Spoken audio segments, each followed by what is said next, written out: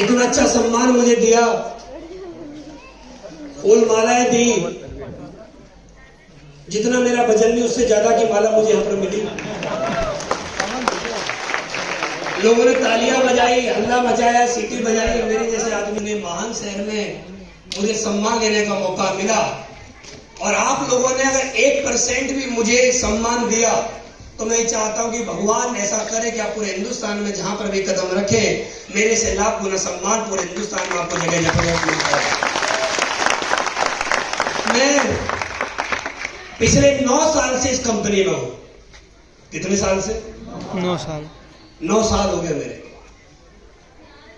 लेकिन 9 साल से मैं काम कर रहा हूं, बहुत बड़ा मेरा टीम साइज है। लेकिन मैं बहुत ज्यादा दुर्भाग्यशाली हूं कि पिछले 9 साल में पहली बार मुझे भोपाल में आने का मौका मिला है। पहली बार।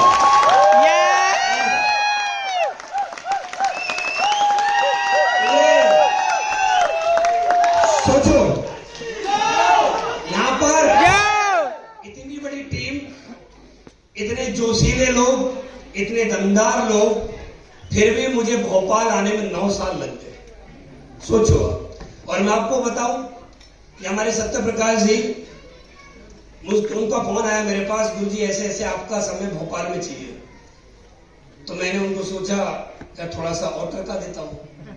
मैंने तो बोला सर मैं तो बिजी हूं।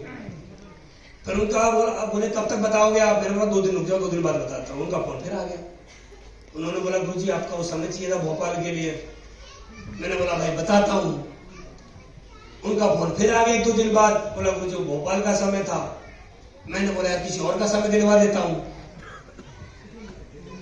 मैंने 1-2 जगह बात करी किसी लीडर से, मैंने कहा आपका समय वहां मिल सकता है भोपाल में? उन्होंने बोल भी दिया जी हम समय दे देंगे। मैंने सत्य प्रकाश जी को बोला कि मैंने सर एक लीडर का समय मिल रहा है भोपाल में, मैं उनको भेज देता हूं। उन्होंने बोला नहीं आप ही का समय चाहिए। अब मेरे सारे जो हथियार थे कि मैं ना जाऊं भोपाल, उन्होंने सब फेल कर दिए। और लास्ट में मुझे एक ही बात बोलनी पड़ी कि अब तो भोपाल जाना है।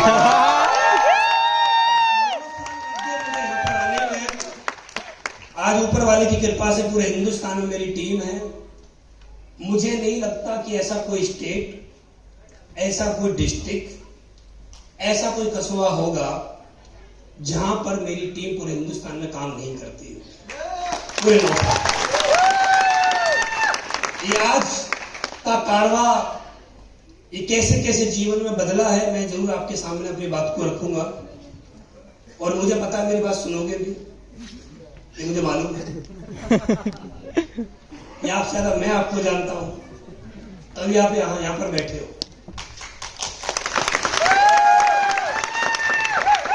मैं आप लोगों को कोई मोटिवेशन नहीं देने आया हूं, मैं आपको मोटिवेट नहीं कर सकता।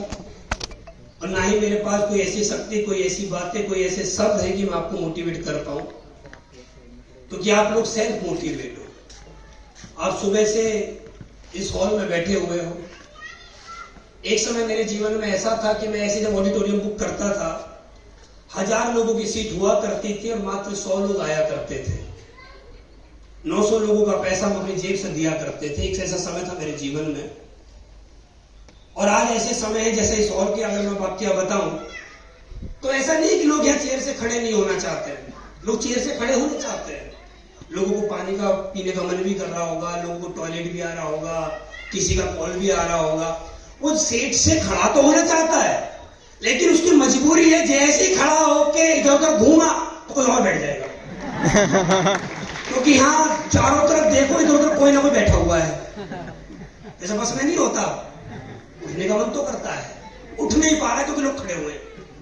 ऐसे यहाँ पर मन तो आपका भी कर रहा चलो मैं खड़ा हो जाऊं, लेकिन पता है जैसे ही खड़ा होऊंगा मुड़ के देखूं यहाँ कोई बैठा हुआ हो। तो एक समय ऐसा था हमारे पास सीट फुल करने के लिए लोग नहीं थे। और एक दिन ऐसा है लोग तो हैं लेकिन सीट ही नहीं है। बोला जाता है समय बदलता है, लेकिन बदलता उसी का है जो लगा रहता है। आज आप लोग इस हॉल के अंदर बैठे हुए हैं। आप लोग आज इस हॉल का हिस्सा बने हैं। आप लोगों को यहां पर बुलाया गया है। बहुत सारे लोग अपनी मर्जी से भी आए हैं और बहुत सारे लोगों को जबरदस्ती भी लाया गया होगा। यह हकीकत है। किसी ने बोला होगा भाई मैं नहीं आ सकता, तो उसके दोस्त ने बोला होगा दोस्ती की कसम तुझे चलना पड़ेगा। पक्का बोला होगा। एक ने फोन भी नहीं उठाया होगा, कोई मेरे जैसा भी होगा, फोन नहीं उठाना तो मत उठा, तुझे घर से उठा के लाएंगे। ऐसे भी कुछ जिद्दी लोग आपके बीच में होंगे जो घर से उठा के आपको लाए। आपके हो सकता है घर वालों ने मना किया हो कि वो तो व्यक्ति यहां पर है ही नहीं, लेकिन हमारा भाई कोई ऐसा भी जिद्दी होगा घर के बाहर ही खड़ा, कब तक आएगा हम देखते हैं, कभी तो आएगा, ये भी लेके चलेंगे। तो अगर आप में से कोई भी व्यक्ति ऐसा मानता है कि आप अपनी मर्जी से यहां पर आए हो, तो दोस्तों मैं आपको एक बात बता देना चाहता हूं। एक बात बहुत महत्वपूर्ण बात है जो मैंने आप लोगों से सीखी है। आप लोग यहां मेरे से उम्र में बड़े हैं, मेरे माता पिता के समान मेरे यहां बैठे हुए हैं, दादाजी के समान यहां बैठे हुए हैं, मेरे बड़े भाई बहन यहां पर बैठे हैं, छोटे भाई बहन यहां पर बैठे हैं। मैंने आप लोगों से सुना है कि इस ब्रह्मांड में बिना ऊपर वाले की मर्जी से एक पत्ता भी नहीं हिलता। आया ना? तो सोचने वाला विषय है, एक इतना लंबा चौड़ा शरीर है आपका है, आप कैसे हिल गए फिर बिना मर्जी के? अगर आप अपने घर से यहां तक चल के आए हैं तो आप अपनी मर्जी से तो नहीं आए हैं, ये ऊपर वाले की मर्जी थी कि जा। एक ऑडिटोरियम है, उस हॉल के अंदर जा और तू इतने लंबे सालों से हर दीपावली पे तो पूजा करता था कि लक्ष्मी मां कुछ कृपा बरसाओ, मस्जिद जाता था, गुरुद्वारे जाता था कि कुछ कृपा बरसाओ, सावन में तू व्रत रखता था, मंगलवार को तू व्रत रखता है और तू मांगता है हमेशा, और भगवान को आपने कभी नहीं देखा, ना आपने देखा ना हम में से किसी ने देखा। ऊपर वाला एक शक्ति किसी ना किसी जीवन में, किसी ना किसी व्यक्ति के जीवन में, किसी ना किसी व्यक्ति को किसी ना किसी रूप में उस व्यक्ति के घर भेजता है, उस व्यक्ति के संपर्क में लाता है। कोई ना कोई व्यक्ति आपके जीवन में आया और व्यक्ति आपको यहां पर लेके आया है। तो एक बात समझिएगा, आप अपनी मर्जी से तो नहीं आए हो, ऊपर वाले की मर्जी थी तब आप इस हॉल में आए। और आपको लगता है आप अपनी मर्जी, देखिए ऊपर वाले की नजर आपके ऊपर बहुत सीधी है, मैं आपको बता दूं। ऊपर वाले की निगाहें आपके ऊपर 100% सीधी है। अगर ऊपर वाले की निगाहें आपके ऊपर सीधी ना होती तो बहुत सारे लोगों को भी टिकट दिया होगा यहाँ पर आने का, लेकिन कुछ लोगों को रात को बुखार हो गया होगा। आया ना? कुछ लोगों के घर में उनके माता पिता बीवी बच्चों की तबीयत खराब होगी कि वह इस कारण से नहीं आया होगा। कुछ लोगों का एक्सीडेंट भी हो गया होगा, कोई ना कोई कारण रहा होगा, वो लोग यहां पर नहीं आए। लेकिन सोचिए, आप लोगों को ना तो बुखार हुआ, ना आपके परिवार में किसी की तबीयत खराब हुई, ना आपका एक्सीडेंट हुआ, ऊपर वाले की निगाह इतनी सीधी, आप सैकड़ों किलोमीटर की यात्रा तय करके इस हॉल का हिस्सा बने। आप अपनी मर्जी से नहीं आए हो, मैं अपनी मर्जी से दिल्ली से नहीं आया हूं। फ्लाइट तो उड़ते ही क्रैश हो जाती है और मेरी फ्लाइट दिल्ली से भोपाल सुरक्षित आई है, ऊपर वाले की मर्जी। और आप पिछले 4-5 घंटे से इस हॉल के अंदर बैठे हो, ऊपर वाले की मर्जी है, नहीं तो छत तो गिरती हुई हमने भी सुनी है। एक्सीडेंट होते हो तो हमने भी सुने हैं, लेकिन कुछ नहीं ऐसा कुछ भी गलत नहीं हुआ है। तो मर्जी किसकी है? ऊपर वाले की मर्जी है। और कोई आदमी ये बोलता है कि नहीं मैं तो अपनी मर्जी से आया हूं, तो मैं चैलेंज करता हूं, अगर तू अपनी मर्जी से आया है तो अपनी पीठ को देख के बता तेरी पीठ पे क्या है। इस दुनिया में कोई आदमी अपनी पीठ को नहीं देख पाया आज तक, अपने माथे को बिना शीशे के देख नहीं पाया कोई आदमी आज तक। आदमी को अहंकार इतना होता है मैं अपनी मर्जी से चल रहा हूं। अरे भाई साहब, अपनी मर्जी से तो सांस ना ले आदमी, अपनी मर्जी से आदमी सांस नहीं ले पाता। जो भी हमारे जीवन में हो रहा है ऊपर वाले की मर्जी से हो रहा है। और कुछ लोग बोलते हैं कि मेरे साथ जीवन में ये गलत हो गया, ये गलत हो गया, ये गलत हो गया। दोस्तों मैं आपको बताऊं, जो भी जीवन में होता है वो अच्छे के लिए होता है, लेकिन शुरुआत में समझ में नहीं आता, आने वाले समय में समझ में आता है कि जो भी होता है वो अच्छे के लिए होता है। मैं आपको एक बात याद दिलाना चाहता हूं, फिर उसके बारे में हम बात करेंगे। आज से लगभग कुछ महीने पहले का वाकया है। हमारे हिंदुस्तान के अंदर अहमदाबाद से एक फ्लाइट उड़ती है लंदन के लिए, सुना आपने? यस। और लंदन के लिए जैसे ही उड़ी, उड़ते ही वो क्या होगी, फ्लाइट क्रैश हो गई। उसमें जितने लोग बैठे हुए थे सब लोग दुनिया से चले गए। एक व्यक्ति था जो उस फ्लाइट में से कैसे कूदा कैसे नहीं कूदा, उस व्यक्ति पे नहीं जाएंगे। आप जब न्यूज देख रहे होंगे, पूरे देश में एक गम का माहौल बन गया था। चाहे कोई व्यक्ति आपके परिवार का उसमें था या नहीं था, लेकिन एक गम का माहौल था, सभी की आंखें नम थी। जैसे हम न्यूज देख रहे होंगे तो न्यूज देखते देखते आपको न्यूज और मिली होगी कि उसी चैनल पर एक थोड़ी देर बाद एक लड़की की न्यूज आती है। एक लड़की ट्रैफिक की वजह से लेट हो जाती है, उसकी फ्लाइट छूट जाती है। वो लड़की एयरपोर्ट पे जब आती है तो जितने भी एयरपोर्ट का स्टाफ होता है वो सबसे रिक्वेस्ट करती है कि मुझे फ्लाइट में जाना है, मुझे इमरजेंसी काम है, मेरे लिए जरूरी है जाना वहां पर। और एयरपोर्ट का स्टाफ मना कर देता है तो वो लड़की उनसे लड़ती भी है, बोलती है कि प्लीज मुझे जाना, मुझे कैसे करके पहुंचाओ। और लड़की नहीं जा पाती है। वो जहां ट्रैफिक में लेट हुई होगी उनको गलत बोल रही होगी, जिनकी वजह से अपने घर से लेट निकली होगी माँ बाप की वजह से, तो माँ बाप को भी गलत शब्द बोल रही होगी। किसी भी कारण से लेट हुई होगी तो उनको सबको गलत बोल रही होगी। लेकिन जैसे ही उस लड़की ने सुना कि जिस फ्लाइट में मैं जाने वाली थी वो फ्लाइट क्रैश हो गई, वही लड़की ऊपर वाले को धन्यवाद दे रही थी, हे भगवान बहुत बहुत धन्यवाद।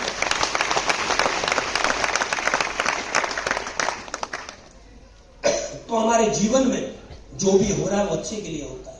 ये शुरुआत में समझ में नहीं आता, लेकिन जो भी होता है वो अच्छे के लिए होता है। मैं आपको जो भी बातें करूंगा ना वो आपको प्रैक्टिकल समझ में आएंगी। मैं मोटिवेशन में कोई बात नहीं करूंगा, मैं आपको मोटिवेट नहीं करने के लिए आया, आप सेल्फ मोटिवेट। और ना मैं आपको कुछ बात सिखाने के लिए आया हूं। यार मैं 10th में 33% और 12वीं में मेरे 37% है। ग्रेजुएशन मैंने कभी करी नहीं है। अब आप मुझे बताओ, एक 10वीं में 33 और 12वीं में 37 वाला आपको कुछ सिखाएगा? अगर आपको किसी ने बोला है कि एक व्यक्ति आएगा आपको सिखाने के लिए, तो गलत बोल कर लाया हो आपको, क्या सिखाऊंगा मैं आपको? देखिए दोस्त, मैं आपको सिखाने के लिए नहीं आया हूं, मैं सिर्फ अपने जीवन के बारे में बताने के लिए आया हूं कि हम सभी का जीवन कैसे बदला।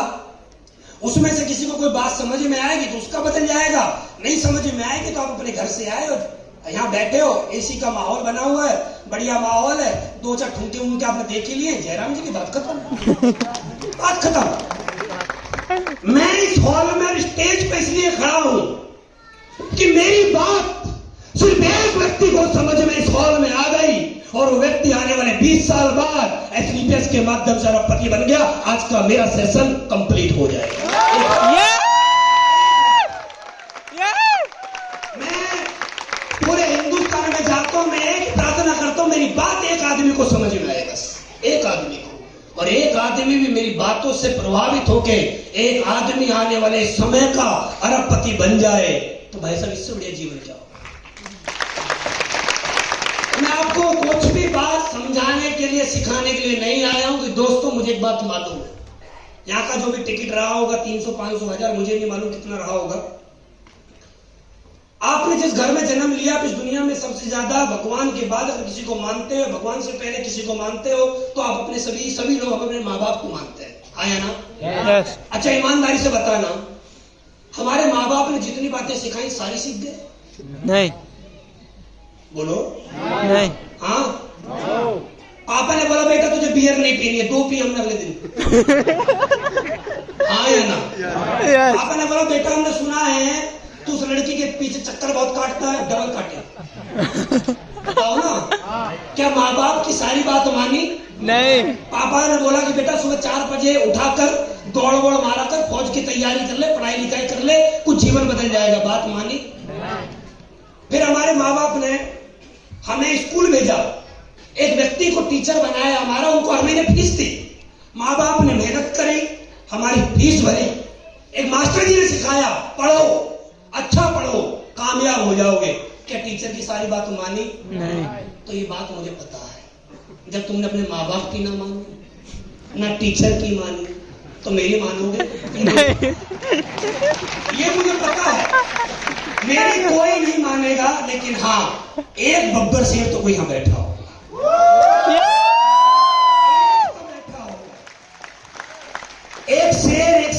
से कोई यहाँ बैठा और बैठी होगी जो मेरी बात को मुट्ठी बांध के जाएगी और एक ही बात बोलेगी, अगला अरबपति मेरे नाम के पीछे लिखा जाएगा।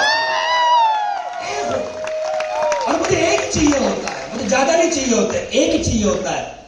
और मैं आपको बताऊं, वो मुझे नहीं पता एक कौन सा है आप में, एक कौन सा है मुझे नहीं पता। और मैं आपको बताऊं, ऐसा भी चमत्कार हो सकता है, मैं तो एक ढूंढने के लिए आया हूं, भोपाल के अंदर अरबपति हो सकता है ये सारे लोग ही अरबपति बन जाए। कुछ नहीं हो सकता। मैं आज भोपाल की नगरी में आया, कल मैं जिस होटल में मैं रुका, मेरा ऐसी मन को आया कि यार मैं थोड़ा सा मार्केट में को जाता हूं। मैं नीचे उतरा तो मैंने ऐसी मजे मजे में उबर गाड़ी बुक कर ली। उबर गाड़ी बुक कर ली तो मैं गाड़ी में बैठ के जैसे जाने लगा, मेरा क्या एक अंदर से क्यूरियोसिटी है कि मैं लोगों से बातें ज्यादा करता हूँ, मुझे बातें करने में ज्यादा मजा आता है। तो एक जो गाड़ी के ड्राइवर थे, मैं उनसे बातें करने लगा, मैं ऐसी भोपाल के बारे में बातें करने लगा, वो बताने लगे भोपाल के बारे में। फिर मैं दूसरा उधर से जब वापस आया तो मैंने दूसरा कैब वाला किया, मैं उनके साथ बातें कर, मैं दो ड्राइवर के साथ बैठा और दोनों ड्राइवरों की सेम बात, सारी बातें सेम थी, लेकिन एक बात ने, उन दोनों ड्राइवर की एक बात ने मुझे बड़ा प्रभावित किया। उन्होंने एक ही बात बोली कि सर, एमपी में अगर सबसे अच्छा कोई शहर है तो उसका नाम भोपाल है। उन्होंने एक ही बात मुझसे बोली कि सर, भोपाल के लोग जैसे अंदर से होते हैं, ऐसे बाहर से होते हैं, जैसे बाहर से होते हैं ऐसे ही अंदर से होते हैं। भोपाल के लोग कभी दिखावा नहीं करते, जो है वो ईमानदार लोग पाए जाते हैं। उसके बाद मुझे ऐसा लगा कि यार हो सकता है आदमी गलत बोल रहा हो, तो मैंने उबर वाले से गाड़ी रुकवाई। मेरे गले में थोड़ा सा दर्द हो रहा था, कल से थोड़ी सी खांसी सी आ रही थी। मैं एक मेडिकल स्टोर पर रुका, मैंने उस मेडिकल स्टोर वाले को बोला कि भाई साहब, मेरे थोड़ा सा गले में दर्द सा हो रहा है, मुझे आप मेडिसिन दे दीजिए। तो उस मेडिकल स्टोर वाला इतना अच्छा आदमी, उसने बोला भाई साहब कुछ मत करो, रूम में जाओ जहां पर आप रुके हुए हो, काला नमक मंगाओ, सफेद नमक मंगाओ, गर्म पानी में डालो, गरारे करो, आपका गला ठीक हो जाएगा। मैं वहां सोचने लगा, यार दिल्ली में होता तो 1000 का चावल कट जाता मेरा तो। दिल्ली में तो आप मेडिकल स्टोर पे जाओ, 1000 रुपए से नीचे बात नहीं होगी। मैंने क्या, कितने अच्छे लोग हैं। मैं सोचने लगा, यार ऐसा शहर जिसमें इतने अच्छे लोग पाए जाते हैं, और ऐसे शहर में तो आने वाले समय में एसलीपीएस के अरबपति भी पाए जाएंगे। दोस्तों, आज का दिन हमारे जीवन का बहुत ही महत्वपूर्ण दिन है।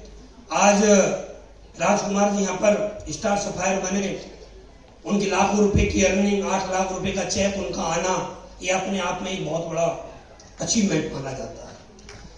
मैं कल सुनील सोनी जी के साथ था, तो वो मुझे राजकुमार जी के बारे में बताने लगे कि राजकुमार जी इतने अच्छे इंसान हैं, इतनी मेहनत करते हैं, रात दिन मेहनत करते हैं, 18 घंटे मेहनत करते हैं, रहने वाले गुना के हैं, मेहनत भोपाल में कर रहे हैं। तो सोचने वाला एक विषय है, जो आदमी रहने वाला कहीं और का और रह कहीं और रहा और 18 घंटे मेहनत करता हो। लेकिन दोस्त, मैं आपको एक बात बता देना चाहता हूँ फुल कॉन्फिडेंस के साथ, ये ऐसा व्यक्ति अपना जीवन बदले या ना बदले, लेकिन गारंटी ये जरूर है, जो व्यक्ति ऐसे व्यक्ति के संपर्क में रहेगा उसका जीवन तो 100% और मैं आपको एक ही बात बोलना चाहूंगा, अगर आप चाहते हैं सफलता प्राप्त करना, तो राजकुमार जी जैसा बोलते हैं या आपके अपलाइन जैसा आपसे बोलते हैं, इनके संपर्क में बने रहिएगा। आने वाले समय में 100% आपको अपने जीवन में अचीवमेंट देखने को मिलेंगे। आपने बहुत सारे लीडर्स को सुना यहाँ पर, आपने सोनी जी को सुना, उन्होंने बहुत सारी बातें अपने जीवन के बारे में बताई, कैसे उनके जीवन में इतना बड़ा परिवर्तन है। तो बहुत सारी बातों से आप फुल मोटिवेट हो, फुल समझ चुके। बातें बताने के लिए मेरे पास ज्यादा नहीं है, लेकिन हाँ, मैं 2 बातें आपसे पक्का करना चाहता हूँ कि 9 साल पहले मेरे जीवन में क्या था और 9 साल बाद आज मेरे जीवन में क्या बदलाव आया। तो जानना चाहते हो? बातें पता है मैं आपको क्यों बताना चाहता हूँ। मैं इसमें कोई मेरी बढ़ाई नहीं है कि मैं 9 साल बाद कहां पहुंचा हूं। आज 9 साल में मेरे पास क्या अचीवमेंट है ना, मैं ये बताने की कोशिश नहीं करूंगा। मैं ये बताने की कोशिश करूंगा अपनी बातों में कि काश मेरी बातों से कोई प्रभावित हो और मेरे जैसा बन जाए। बस मैं यहां पर अपने बारे में जो भी बताऊंगा ना, ये मैं सोच रहा हूं मैं अपनी तारीफ कर रहा हूं, बड़ाई कर रहा हूं, ये मैं दिखावा कर रहा हूं। नहीं, मैं दिखावा नहीं कर रहा हूं। मेरी मजबूरी है आपको अपने बारे में बताना, क्योंकि आप में से हो सकता है कल को कोई दूसरा अनुसर माया बन जाए, हो सकता है। क्योंकि मैं भी किसी व्यक्ति से प्रभावित होकर यहां तक पहुंचा हूं। दुनिया में लोग जब भी बड़े बनते हैं तो किसी से प्रभावित होते हैं, तब बड़े बनते हैं। बिना प्रभावित होकर आदमी बड़ा कभी नहीं बनता। आदमी किसी ना किसी से प्रभावित होता ही होता है। आप छोटे से बच्चे से पूछो क्या बनोगे बड़े होके, वो एक ही बच्चा बोलता है टीचर बनना है जी। क्यों? वो स्कूल में जाकर टीचर को देखता है, प्रभावित होता है किसी ना किसी से। तो मेरे जीवन में 9 साल पहले क्या था, 9 साल बाद क्या है, वो थोड़ा सा बताना चाहता हूं। मैं रहने वाला नोएडा का रहने वाला हूं। दिल्ली के पास एक जगह पड़ती है, बहुत अच्छा शहर है, बहुत खूबसूरत शहर है। जैसा आपका भोपाल है ऐसे खूबसूरत शहर है। मैं वहां का रहने वाला हूं। मैं किसान परिवार से बिलोंग करता हूं। मेरे पिताजी गवर्नमेंट जॉब में हैं, 2 महीने बाद रिटायरमेंट है उनकी। बचपन में जैसे आप लोगों की पढ़ाई के लिए माँ बाप ने कष्ट किए होंगे, ऐसे मेरे माँ बाप ने मेरी पढ़ाई के लिए कष्ट किए। मेरे माँ बाप ने मुझे पढ़ाने की पूरी कोशिश करी, लेकिन उनकी कोशिश में मैं आया ही नहीं, पढ़ाई नहीं। उन्होंने फुल अपना प्रयत्न किया। मेरा पढ़ाई लिखाई में बिल्कुल भी मन नहीं लगता था। स्कूल जाना मुझे दुनिया का सबसे कठिन काम लगता था। मैं हमेशा सोचा करता था कि संडे कब आएगा, हमेशा सोचा करता। मैं अपने बारे में बता रहा हूं। आप सबके विचार मेरे जैसे कभी नहीं होने चाहिए, और सबके एक से विचार कभी होने नहीं चाहिए। सब लोगों के एक से विचार हो जाएंगे, दुनिया एक तरफ चलेगी, चीजें खराब हो जाएंगी। सबके विचार अलग अलग होते हैं तो सही रहता है। तो मेरे ये विचार थे, मैं अपने विचार की बात कर रहा हूं।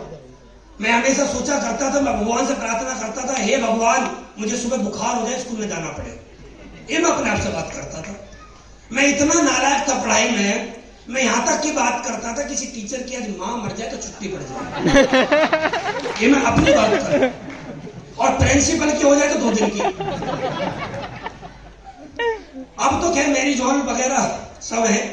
जब मैं पढ़ाई करता था 9th 8th 9th में था, तो मैं सोचा करता था मोहल्ले में किसी के यहाँ शादी होगी तो टेंट कहां लगेगा, पहले स्कूल में लगाते थे लोग। अब तो लोगों के पास ऑप्शन है, पैसा है, लोग मैरिज होम कर लेते, होटल कर लेते। पहले नहीं होता था, स्कूल ढूंढा करते थे। तो मैंने कि स्कूल में होगी तो एक दिन छुट्टी फिर मिल जाएगी। तो मैं सोचा करता था स्कूल की छुट्टी में। मेरे पिताजी मुझे फीस देते थे। जनवरी की फीस अगले भी जनवरी तक जमा ही नहीं होती थी, वो ऐसी खर्च बाहर ही बाहर। स्कूल जाते थे, स्कूल के अंदर कम, स्कूल के बाहर ज्यादा रहते थे। और यही कारण रहा 10वीं में 33% आया। थोड़ी और मेहनत करी तो 12वीं में 37% आया। पढ़ाई लिखाई में बिल्कुल भी मन नहीं। किताब खोलना, नींद आना। जैसे किताब खोल कर बैठता तो नींद आ जाती थी मुझे। तो समस्या बड़ी गंभीर थी। पढ़ाई लिखाई में बिल्कुल भी मन नहीं लगता था। माँ बाप बोला करते थे बेटा पढ़ ले, पढ़ने वालों लोगों की इज्जत होती है, ये समाज उन्हीं की इज्जत करता है जिनके पास डिग्री होती है। थोड़ा सा कुछ कर लेगा तो हमारा भी नाम रोशन हो जाएगा। लेकिन पढ़ाई लिखाई में बिल्कुल भी मन नहीं लगता था, और ना मन लगने की वजह से मैं 12वीं कर पाया, ग्रेजुएशन मैंने कभी करी नहीं। जैसे मैंने 12वीं करी तो मेरे पिताजी ने मुझसे बोला कि भाई तू यार एक काम कर, मेरे को समझाया, तू ग्रेजुएशन कर ले एक बार, बस कैसे ही करके तू ग्रेजुएशन कर ले। मैंने फिर क्या होगा? बोला तू जैसे ही ग्रेजुएशन करेगा तेरी शादी हो जाएगी। थोड़ा हमारे पढ़ाई लिखाई में थोड़ा सा बोलते हैं, अगर कर लेगा थोड़ा सा अच्छी शादी हो जाएगी, थोड़ा दहेज वेज थोड़ा सा सही मिल जाए। तो मैंने ग्रेजुएशन में एडमिशन ले लिया। ग्रेजुएशन मतलब सबसे आसान बीए। अब मैंने बीए में एडमिशन ले लिया। बीए में एडमिशन लेके जैसे ही मैं कॉलेज गया, 6 महीने बाद मेरी शादी हो जाती है। जैसे मेरी शादी हुई, शादी का दिन था शनिवार। जैसे सोमवार का दिन आया, मेरे पिताजी ने बोला कि भाई कॉलेज नहीं गया आज। मैंने बोला आप याद करो आपने क्या बोला था। बोले क्या बोला था? मैंने कहा आपने ये बोला था तो ग्रेजुएशन कर ले तेरी शादी हो जाएगी। बोले हाँ मैंने बोला था। मैंने कि ग्रेजुएशन करनी क्यों थी? शादी हो गई, अब कॉलेज जाना बंद। वो दिन और आज का दिन में कभी कॉलेज नहीं, क्योंकि टारगेट फोकस सेट। उसके बाद जीवन चला, जिम्मेदारियां आने लगी। मैं कंप्यूटर कोर्स सीखने लगा था। कंप्यूटर कोर्स सीखते सीखते मेरा एक दोस्त था, पोलियो में जॉब किया करता था, पोलियो की ड्रॉप पिलाया करता था। छोटे बच्चे नहीं होते, उनको 2 बूंद उनके डाला करता था और उनके उंगली पे निशान लगाया करता था। मेरा दोस्त था, उसके पापा सरकारी हॉस्पिटल में थे, उसकी वजह से उनको वो लड़के को जॉब मिल गई थी पोलियो में। तो मैंने उसको बोला यार तू काम करता, बड़ा आसान से रखता, तू मुझे भी बता दे। मैंने बोला यार कितने पैसे मिलते हैं? उसने बोला 80 रुपए के आसपास पर डे का मिल जाएगा। मैंने बोला 80 रुपए तो बहुत है यार, करवा दे मेरे को भी।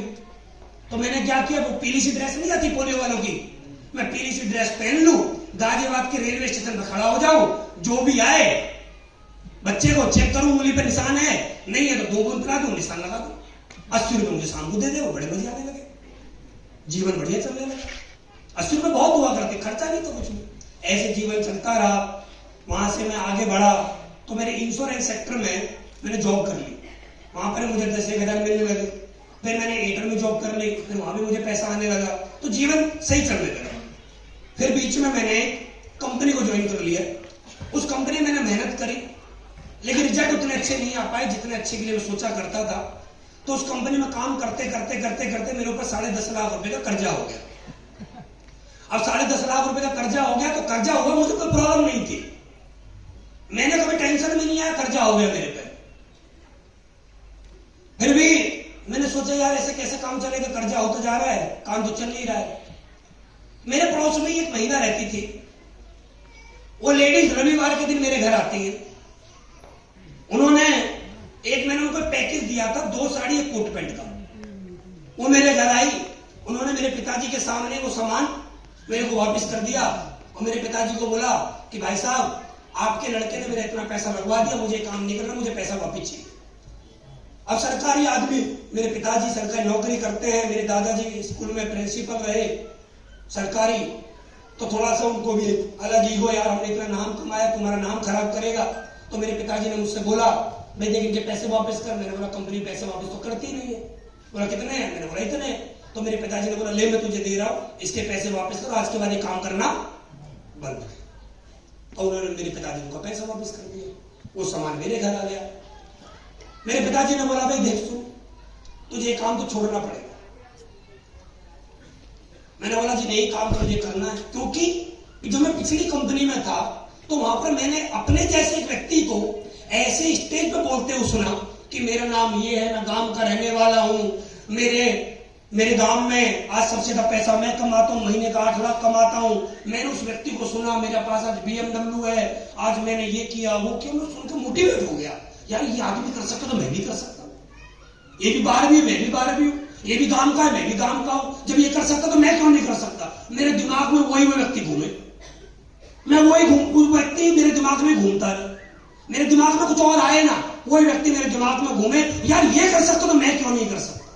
बस मेरे पिताजी ने बोला भाई तुझे ये काम छोड़ना पड़ेगा। मैंने बोला मैं ये काम नहीं छोड़ूंगा, मुझे सफलता इसी काम से चाहिए। तो उन्होंने बोला फिर एक आसान काम हो, एक काम और है। मैंने बोला क्या? या तो घर छोड़ या कंपनी छोड़। अब पता नहीं मेरे दिमाग में क्या आया, मैं अपनी वाइफ के साथ फर्स्ट फ्लोर पर रहता था। मैं अपनी वाइफ के पास गया, मैंने अपनी वाइफ को बोला कि पापा ऐसे ऐसे बोले, गर्म हो रहे पूरे। उन्होंने बोला ऐसे ऐसे करो। मेरी वाइफ ने बोला अब क्या सोचा आपने? मैंने बोला तू बता क्या करना है। मेरी वाइफ ने बोला मैं तो तुम्हारे पीछे हूं, जो तुम्हें करना है कर लो। मैंने भी पूरे जोश में आके मैंने नीचे जाके, जैसे मैं नीचे गया, मैंने अपने पिताजी को बोला मैं घर छोड़ दूंगा, काम नहीं छोड़ूंगा। तो मैंने सोचा हो सकता मजाक में कर रहे, मुसलमान आदमी बोल के ठीक कर ले। मेरे पिताजी मेरे जैसे बोले घर छोड़। फिर हमने भी अगले दिन टाटा 407 बुक कर दी, टाटा 407 में सामान। और जब एक तरफ सामान टाटा 407 में जैसे ही घुस रहा तो मैं सोचू पापा मना करेंगे मुझसे, वो मना ना करें। सामान पूरा लद गया जी, सामान लद गया। मैं बाइक पे आगे आगे, टाटा 407 पीछे पीछे। मैं परी गेट वाली जगह पड़ती है परी चौक, मैंने कोई कमरा नहीं देखा। मैंने इमरजेंसी में कमरा लिया 4000 रुपए का। मैं अपनी वाइफ के साथ और एक बेटे के साथ वहां शिफ्ट हो गया। मैं वहां काम करने लगा, कर्जा और बढ़ गया मेरे ऊपर। कर्जा पहुंचते पहुंचते 10.5 लाख रुपए का कर्जा हो गया। जब मेरे ऊपर 10.5 लाख रुपए का कर्जा था ना, मैं तब भी राजा वाली जिंदगी जीता था। और जब 10.5 लाख का कर्जा था ना मेरे ऊपर, मैं आपको बता रहा हूं बात, 10.5 लाख का कर्जा था ना, मैं अपनी पीठ को ऐसे थपथपाता था ऐसे करके, वाह तेरे अंदर कोई बात है, 10.5 लाख का कर्जा है तेरे ऊपर। मैं अपनी वाइफ से बोला करता था देख 10.5 लाख का कर्जा है। बोली इसमें कौन सी बड़ी बात है? मैंने बोला बड़ी बात ये कोई किसी को चवन्नी न दे 10.5 लाख, ये बड़ी बात। कोई किसी को चवन्नी न दे, 10.5 लाख का कर्जा है। मैं अपनी वाइफ को बोला देख मैं बीमार नहीं पड़ूंगा। बोली तो मैंने बोला जिनका 10.5 लाख का कर्जा है ना वो प्रार्थना करते ऊपर वाले से इसको कुछ ना हो। वो बोली अच्छा, मैंने बोला लंबा जीवन जीऊंगा। बोली क्यों? प्रार्थना कर रहे ना लोग। और देख मेरा काम भी बहुत जल्दी अच्छा चलेगा। बोली क्यों? प्रार्थना कर रहे ना लोग। इसका काम अच्छा चलेगा तो ऐसा मिलेगा। जिस आदमी को लगता है मेरा काम ना चल रहा, कर्जा बढ़ाओ।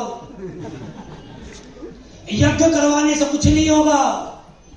तुम्हारे ऊपर जैसी कर्जा बढ़ेगा, लोग प्रार्थना करेंगे हे भगवान उसका काम चल रहा, पैसा वापस तो मैं फुल जोश में रहूं। 10.5 लाख का कर्जा है भाई। कोई बोले तुम्हारे पास ऊपर इतना कर्जा हो तुम्हें टेंशन ना होती। मैं बोला टेंशन किस बात की? बोला 10.5 लाख का कर्जा तेरे ऊपर, टेंशन ना। मैं बोला टेंशन बोले जिसने दिया है, यहाँ क्या टेंशन? मस्ती के साथ जीवन जीना, कोई टेंशन नहीं। जिंदगी में मैंने टेंशन लेना तो कभी सीखा ही नहीं। मर्जी से मेरे ऊपर जब मेरी जेब में 100 रुपए का नोट हुआ करता ना, 100 का भी, 100 में भी फुल राजाओं वाली जिंदगी। कल का कल देखेंगे, आज में जीना। मैंने हमेशा आज में जिया हूं, कल का कल देखेंगे। मैं मस्ती के साथ मस्त रह के जीवन जीने लगा। काम करते करते करते करते काम चलता रहा, सब कुछ बढ़िया चलता रहा। कर्जा बढ़ रहा है, टेंशन नहीं है। लेकिन आदमी के जीवन में कुछ ऐसे पल आते हैं ना, जहां से आदमी को मोटिवेशन मिलता है। मेरे जीवन में एक दिन ऐसा हुआ, मेरे बेटी पैदा हुई। और जब बेटी पैदा हुई तो जिस हॉस्पिटल में अपनी वाइफ को लेके गया, तो जो वहां की डॉक्टरनी थी उन्होंने बोला कि आपको ये अपनी लड़की है ना, वो जो मेडिकल लाइन में शीशे को क्या बोलते हैं मुझे नहीं पता, छोटा सा होता है, उसमें रखना पड़ेगा और लगभग 10,000 रुपये पर डे का खर्चा है।